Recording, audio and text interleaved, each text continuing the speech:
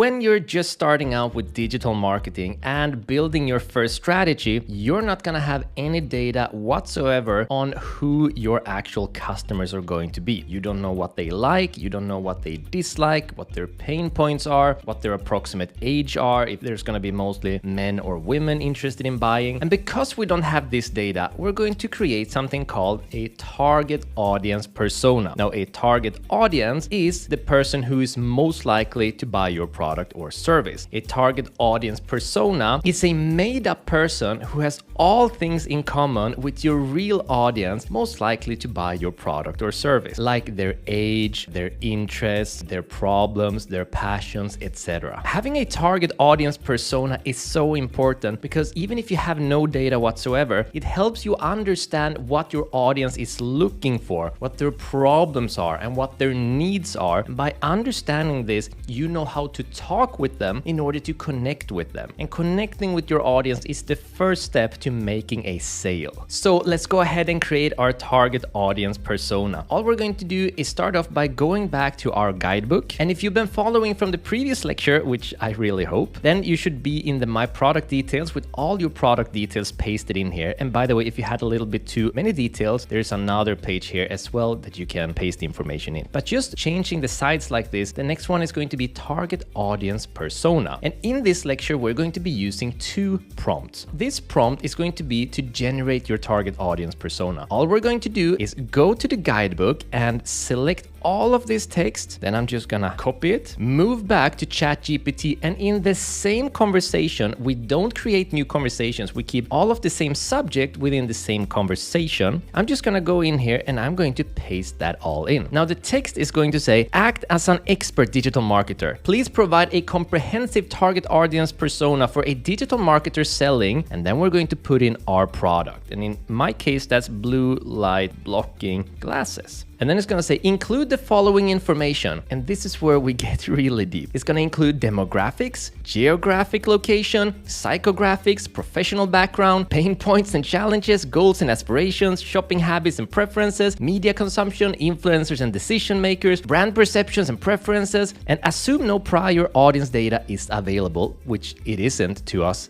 at this moment because we're starting from scratch, and base the persona on general market trends and consumer behavior for this type of product. At the end, give me a suggestion for different niches to target to best sell this product. Now, in other words, we are creating a fictional character. It's much better than instead of me sitting here spending days Googling, going through reviews, trying to build a picture of who's most likely to buy this product. I'm going to allow ChatGPT, who has millions and trillions of data points on basically everything in the world, I'm going to allow that AI that is much smarter than I to make the assumptions for me. At the end of the strategy, when we use Google Analytics, I'm going to show you how we can get real data and then start updating our target audience persona with some real data. So now I'm going to hit enter. Once ChatGPT has generated all the information, just pause this lecture, read it through properly, and create an image in your mind of who this person is. Okay, you read it all? Amazing. Now remember, this is all fictional, and while ChatGPT has the ability to give you misinformation, so do you. So what I want you to do is scroll all the way to the bottom and see where it says suggestions for niches to target. This is where it gets interesting. I have 4 suggestions: remote workers and freelancers who spend long hours on digital devices, gamers, professionals in tech-heavy industries such as IT and design, and health-conscious individuals who value self-care. It's gonna be completely up to you which niche you decide to go into, but you need to make sure that you go into a niche, because I promise you, if you take your product, whatever it is, or if it's one of these demo products, there's going to be another store out there who is already selling it, and because they're a much bigger store than you, they're gonna sell it cheaper than you, and they're gonna reach more people than you, and you cannot compete with that. You can compete by making your product niched, by selling it towards a very specific set of people. For example, blue light blocking glasses for gamers. If you're a gamer, gamer, you're going to be much more interested in buying blue light blocking glasses from a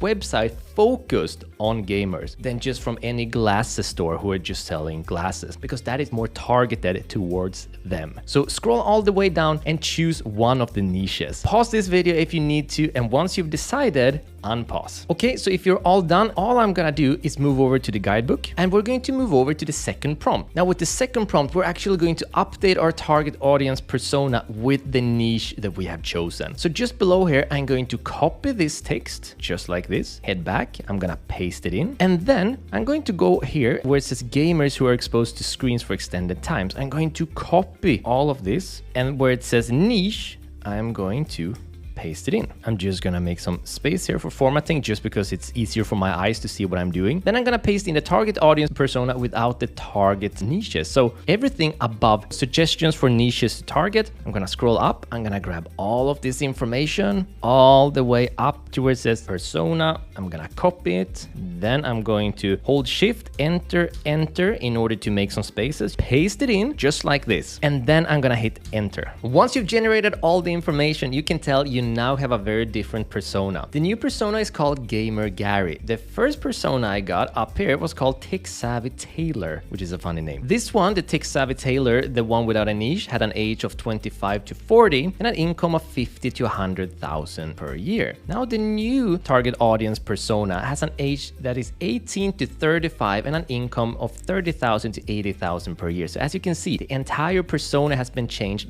based on the niche that we're now using for it. So what I want you to do is once again pause this lecture and read through all of the text, because this is who we're communicating with for the rest of the strategy, for building our website, writing articles, product pages, and doing all of our selling, whether it's by email campaigns or emailing directly with the customers. This is our target audience persona, the person most likely to buy our product or service. So once you've read it through, what I want you to do is to copy about half, which I'm going to assume just roughly right now is at about the pain points right here.